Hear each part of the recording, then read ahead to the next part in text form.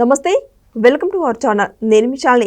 YCP నేత మాజీ మంత్రి పెద్దిరెడ్డి రామచంద్రారెడ్డి మేము జగన్మోహన్ రెడ్డి మళ్ళా సీఎం అయ్యేంత వరకు మా యొక్క పోరాటం ఆగదు అని వ్యాఖ్యలు చేస్తున్నారు. మరోపక్కేమో మిథున్ రెడ్డి ఇక ఆ పార్టీ నుంచి రాజీనామా చేసి బీజేపీలోకి వెళ్తారనే సమాచారం వస్తుంది. ఇది ఎంతవరకు వాస్తవం?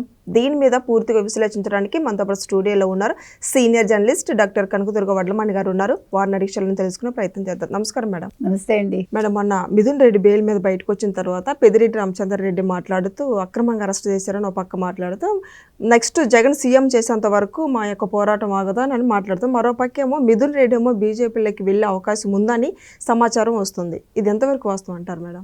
అంటే మొన్న ఆయన మిథున్ రెడ్డి జైలు నుంచి బయటకు వచ్చి ఒక ప్రెస్ మీట్ పెట్టాడు. ఆయన ప్రెస్ మీట్లో ఏం చెప్పాడు? మేము ప్రశ్నిస్తే మమ్మల్ని అరెస్ట్ చేశారు, అన్యాయంగా అరెస్ట్ చేశారు, అక్రమంగా మా మీద కేసులు పెట్టారు అన్నాడు. అని జైలు లోపల ఒక సీసీ కెమెరా పెట్టారు, ఎవరు వస్తున్నారు ఎవరు పోతున్నారు ఇవన్నీ కూడా నిఘా పెట్టి విజయవాడలో చూస్తున్నారు అన్నాడు. అంటే ఏంటి, గతంలో రఘురామకృష్ణరాజు గారి మీద 3rd డిగ్రీ ప్రయోగించినప్పుడు జగన్మోహన్ రెడ్డి చూసి ఎట్లా సంతోషించాడో అట్లా చూస్తున్నారు అని చెప్పడం కోసం మాట అన్నాడు. ఆ తర్వాత రోజుకి 3 కాల్స్ అలౌ చేశారు, ఫోన్ కాల్స్. కోర్టు చెప్తే కానీ నాకు భోజనం రాలేదు ఇంటి నుంచి, అది కూడా ఒక పూట అలౌ చేశారు. మంచం ఇవ్వలేదు, పరుపు ఇవ్వలేదు, దిండి ఇవ్వలేదు, తర్వాత ఇచ్చారు. ఇలా చాలా చెప్పుకొచ్చాడు ఆయన. అయితే ఇక్కడ ఇంకొక విషయం ఏంటంటే చెప్పాల్సింది, మీకు జగన్మోహన్ రెడ్డి యాక్చువల్గా మిథున్ రెడ్డిని వెళ్ళి పరామర్శిస్తాడు అని అనుకున్నారు అంతకుముందు. మీకు గుర్తుంటే కనుకైతే పిన్నెలిని పరామర్శించాడు, వల్లభనేని వంశీని పరామర్శించాడు, నందిగం సురేష్ని పరామర్శించాడు, ఇలాగా అందరినీ కూడా పరామర్శించాడు ఆయన, 4గురిని ఎంతమందినో. అయితే పెద్దిరెడ్డి రామచంద్రారెడ్డి కొడుకైన పెద్దిరెడ్డి మిథున్ రెడ్డిని మాత్రం ఆయన పరామర్శించలేదు.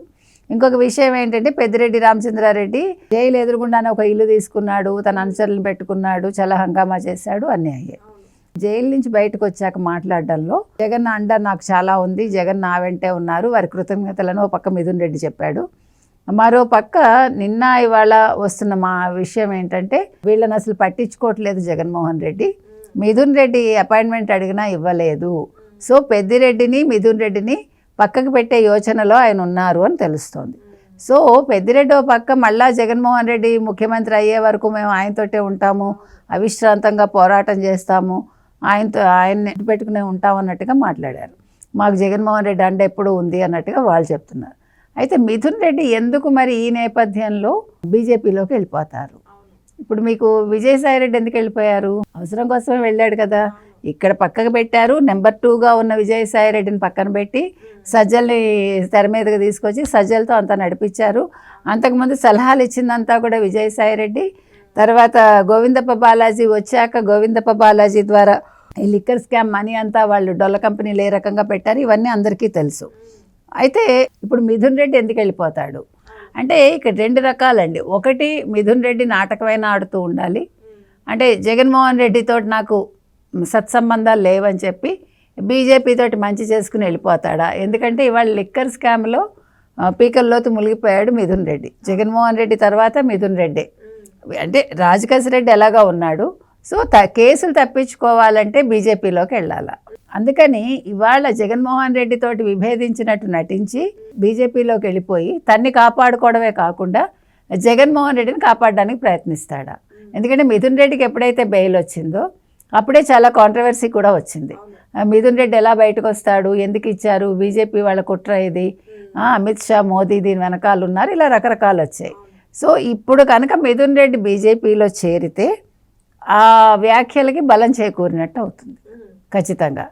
రెండోది, మిథున్ రెడ్డి మీద కేసు పక్కకి వెళ్ళిపోతుంది. అంటే ఇన్ని ఉంటాయి. ఒక రాజకీయంగా ఒక అంశం తెర మీదకి వచ్చిందంటే దాని వెనకాల రకరకాల కుట్రకోణాలు ఉంటాయి. అని ఇప్పుడు మిథున్ రెడ్డి బయటకు వచ్చిన తర్వాత ప్రజల నుంచి స్పందన ఏంటంటే, ఇంక ఈ కేసు నీరు కారిపోవటమేనా అని అన్నట్టు వ్యాఖ్యలు చేస్తున్నారు. అంటే ప్రజల నుంచి స్పందన ఇది ఎందుకు వస్తుంది? మిథున్ రెడ్డి ఏమంటున్నాడు, అన్యాయంగా అరెస్ట్ చేశారు, ప్రశ్నిస్తే అరెస్ట్ చేశారు. నేను యాక్చువల్గా అక్కడ లిక్కర్ స్కామ్ గురించి ఆయన మాట్లాడలేదు, అందుకని ప్రజలకు కోపం వచ్చింది. అంటే ఒక ఎంపీగా ఉండే వ్యక్తి ఈ రకంగా చేస్తాడని. ఇంకొకటి ఏంటంటే, ఈయన 3వసారి రాజంపేట నుంచి ఎంపీగా అయ్యాడు. తర్వాత ఎమ్మెల్యేగా పుంగనూరు నుంచి పెద్దిరెడ్డి ఉన్నారు. తర్వాత వాళ్ళ తమ్ముడు తంబళ్ళపల్లి నుంచి ఉన్నాడు, 2 సార్లు ఎమ్మెల్యేగా అయ్యాడు. అంటే వీళ్ళు మొత్తం వీళ్ళ ఫ్యామిలీ అంతా కూడా రాజకీయంగా ఉండడమే కాకుండా మొత్తం అందరినీ దోచేసుకున్నారు కదా. మైనింగ్ కావచ్చు, తర్వాత వైన్ కావచ్చు, తర్వాత ల్యాండ్, ఇసుక, మట్టి అన్నీ కూడా. సో ఇవాళ ఇంకొక విషయం ఏమొస్తుందంటే జగన్మోహన్ రెడ్డి కంటే రిచ్ అయిపోయాడా పెద్దిరెడ్డి రామచంద్రారెడ్డి అని ఒక టాక్ వచ్చింది. సో అందుకని ఇప్పుడు వీళ్ళిద్దరికీ క్లాష్ వస్తుందా?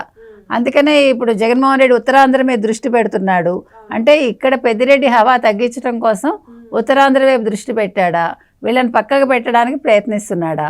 ఇప్పుడు వీళ్ళని పక్కకు పెడితే నష్టపోయేది జగన్మోహన్ రెడ్డా పెద్దిరెడ్డా? ఒకవేళ మిథున్ రెడ్డి నిజంగా బీజేపీలోకి వెళ్తే నష్టం ఎవరికి? జగన్మోహన్ రెడ్డికేనా? అప్పుడు ఈ కేసులన్నీ క్లోజ్ అయిపోయి వాళ్ళు సేఫ్లో ఉంటారా పెద్దిరెడ్డి కుటుంబం? అప్పుడు వాళ్ళిద్దరు కూడా ఎమ్మెల్యేలుగా రిజైన్ చేస్తారా? ఇన్ని వస్తున్నాయి.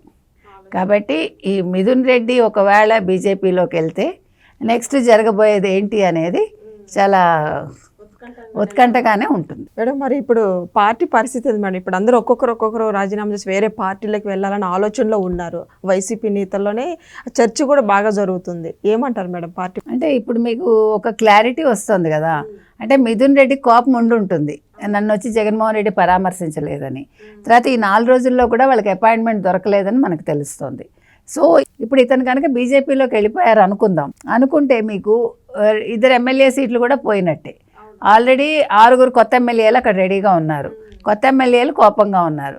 సో ఈ 5గురిలో జగన్మోహన్ రెడ్డి కాకుండా 4గురిలో 2 వెళ్ళిపోతే ఇంక 2 మిగులుతారు. 2 మిగిలితే పార్టీ ఇంకేముంది? మీరే అంటున్నారు కదా పార్టీ పరిస్థితి ఏంటని. అసలు పార్టీ ఉంటే కదా పరిస్థితి ఏంటని. కాబట్టి జగన్మోహన్ రెడ్డి ఎలాగో యూరోప్ వెళ్ళొస్తాడు, వెళ్ళొచ్చేసరికి లిక్కర్ స్కామ్ తేలిందనుకోండి, ఆయన జైలుకి వెళ్ళిపోయాక ఇంకేమీ లేదు, అక్కడ పార్టీ లేదు, జెండా లేదు, అజెండా లేదు. కాబట్టి ఇవన్నీ యాంటిసిపేట్ చేసి ఉత్తరాంధ్రకి వెళ్ళి బొత్సను బుజ్జగించదలుచుకున్నాడు ఆయన. లేదు అక్కడ ఎవరిని ఆయన మళ్ళీ తెర మీదకి తీసుకురాదలుచుకున్నాడు. ఇప్పుడు ఆయన తెర మీదకి తీసుకొస్తే జరిగే పనే అది. ఎందుకంటే ఉత్తరాంధ్ర ఇవాళ చాలా స్ట్రాంగ్గా తెలుగుదేశానికి ఉంది. కాబట్టి సమీకరణాలు ఏ రకంగా చేస్తాడు? ఇప్పుడు జగన్మోహన్ రెడ్డి పని అయిపోయిందనే అంటున్నారు. మరి ఇప్పుడు షర్మిల కూడా ఏవి ఆయన్ని గట్టెక్కించడానికి లేదు. ఇప్పుడు షర్మిలే గట్టెక్కడానికి లేదు. ఇప్పుడు కాంగ్రెస్ నుంచి ఉంటుందా వెళ్ళిపోతుందా అంటున్నారు. మొన్న ఎప్పుడైతే ఆవిడ టీటీడీ గుళ్ళ మీద ఆవిడ వ్యాఖ్యలు చేసిందో అక్కడితో ఆ కొద్దిపాటి సింపతి కూడా షర్మిలకి పోయింది, కాంగ్రెస్ మీద పూర్తిగా పోయింది అనుకోండి. సో అందుకని ఇవాళ అసలు మొత్తం వైసీపీ కుటుంబమే దోపిడీదారుల కుటుంబంగా ముద్రేసుకుంది. ఇవాళ వైసీపీ కుటుంబాన్ని ఎలా పక్కకు పెట్టాలని ఆంధ్రప్రదేశ్ ప్రజలు ఆలోచిస్తున్నారు. సో అందుకని అటు షర్మిల అవుటు, ఇటు జగన్మోహన్ రెడ్డి అవుటు, సరే విజయలక్ష్మి గారు చెప్పక్కర్లేదు. సో కొడుకు రాజారెడ్డిని తెర మీదకి తీసుకొద్దాం అనుకుంటే ఇప్పుడు మతం అనేది ఆవిడని ముంచేలాగా ఉంది. మత రాజకీయాలు అనేవి ఆవిడ చేద్దాం అనుకున్నది ఆవిడకే భూమెరాంగ్ అయిందని అంటున్నారు. సో మొత్తం మీద ఇవాళ వైసీపీ వాళ్ళకి గడ్డు కాలమేనండి. వైసీపీని నమ్ముకున్న వాళ్ళందరూ ఈవెన్ సోషల్ మీడియా వాళ్ళు కూడా ప్యాకేజీలు అందుతున్నాయి కాబట్టి మాట్లాడుతున్నారు. సో మరి తర్వాత ఏం జరుగుతుందో చూడాలి. మరి జగన్మోహన్ రెడ్డి ఎమ్మెల్యేగా రాజీనామా చేసి ఎంపీగా పోటీ చేస్తే ప్రజలు ఓట్లు వేస్తారా మేడం? అది ఆయనకే తెలియాలి. ఇప్పుడు మరి అలా అనుకున్నవాడైతే ముందు అసలు ఇప్పుడు పులివెందులా కడప తిరిగి ఉండేవాడు, ఉత్తరాంధ్రకి ఎందుకు వెళ్తాడు? అందుకని ఇక్కడ ముందు అసలు పోటీ సంగతి తర్వాత పోటీ చేయటానికి కూడా ఆలోచన చేస్తాడా లేదా అని మనం ఆలోచించాలి. Thank you madam. Thank you.